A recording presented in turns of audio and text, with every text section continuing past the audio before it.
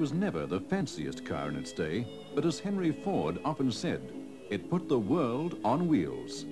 Now the best of Australia's Model Ts have come together for their first national rally, and Richard Hunn joined them on the road to Parkes in the central west of New South Wales.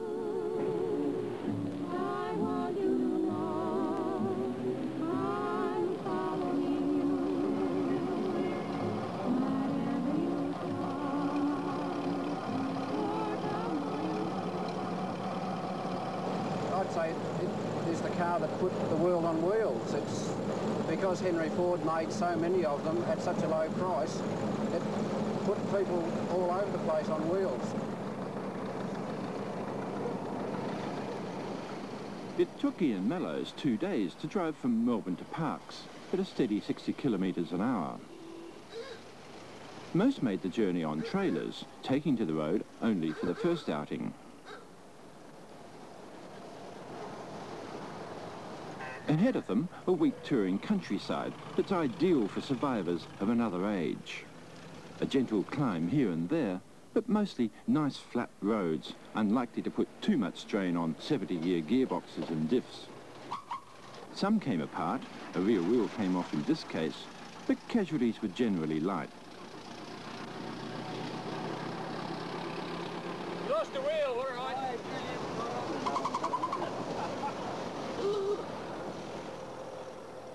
Organised by the Model T Ford Club of Australia, based in Sydney, Rally 83 represents 3 years of work for club officials. With 127 entries from around Australia, it's the biggest group of Model T Fords seen in this country since the 1920s. Collectively, the vintage Fords are worth around $1 million.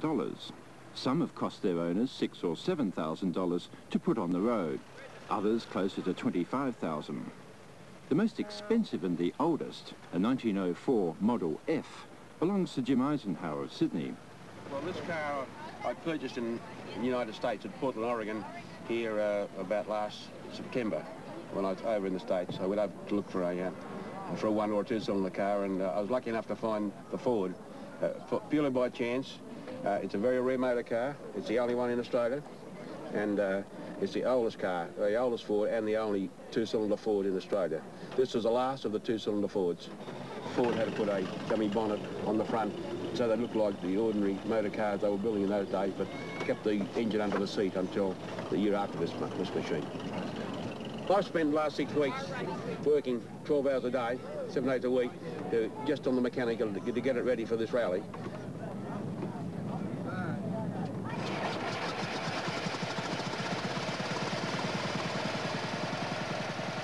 The car is basically as I bought in America, except that I've spent the time on the engine. But it's very nice. The engine's running beautifully as far as I'm concerned for the time I put into it.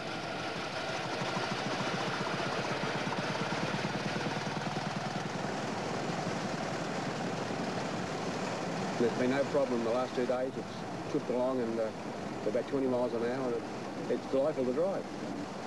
It's not heavy, but it's very hairy, we call hairy. It's very direct, and you'd have to move the wheel very slightly, and you'll get a wobble up. At high speed, it'd be very dangerous.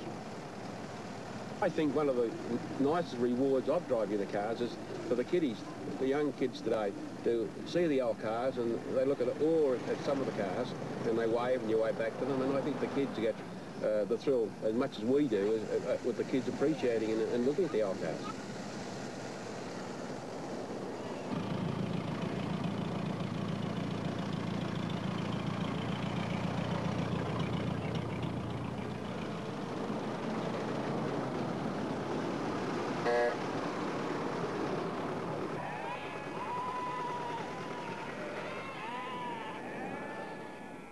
Henry Ford made several pre-production models, which he shipped around the world for evaluation. This was the last one before automation, and while it looks like the first production run Model T, it has some different mechanical specifications. Its owner, Bob Trevan of Lismore, says it's been accurately restored, even to its bright paint job, popular on Model Ts before 1914. After careful checking, Bob Trevan has pinpointed his car as one of the few coming from Ford's hand-built factory line in Detroit.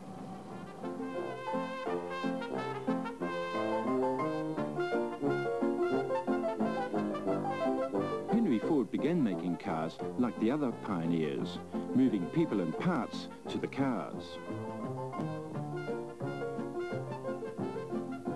Then in 1909, his simple concept, which changed the world's manufacturing industries, moved the cars to the people. At its peak, Ford's assembly line was turning out a Model T every 12 seconds. And at its end in 1927, a virtually unbroken line of 15 million Model Ts, most painted black because that colour dried quicker.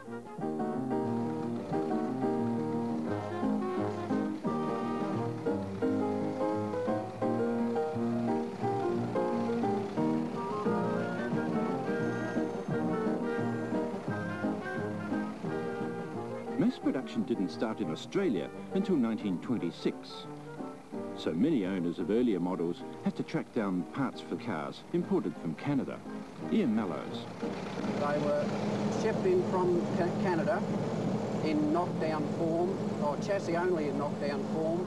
The bodies were built by local body makers up until 1925. That's when the Ford bodies were assembled locally at Dalgettys Wool Store in Geelong. In 26, when the Ford factory opened, they were then built by Ford in Geelong until the T ran out of production in 27. 20 years ago, the first car I wanted to buy was a Geelong T, but my dad told me that £10 was too much to pay for an old car. So I let it skip for 20 years before this one came along. What's it taken to get this on the road? In time, over 3 years, about 750 hours. Yeah, is there any special magic about them for you? I think they're a terrific vintage car in that you've got to know more about the car than the average vintage car. Then to the longest run of the rally, a rattling 100 kilometres from Parkes to Condobolin.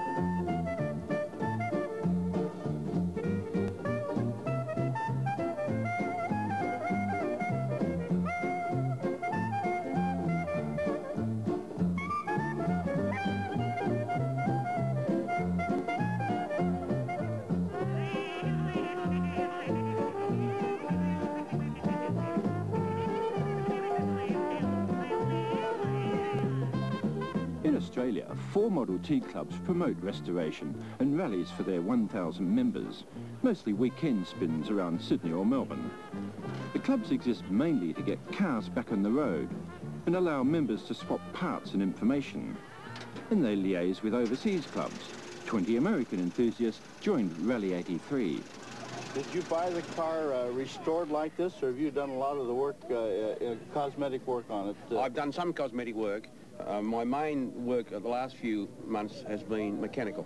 Jim, how many horsepower do you have in this? Well, this is about 14 horsepower. That's quite a bit for a little car. Yes, it's a 4.916 bore and by 4-inch stroke. It's an over-square engine which didn't come into modern motor cars until after the war.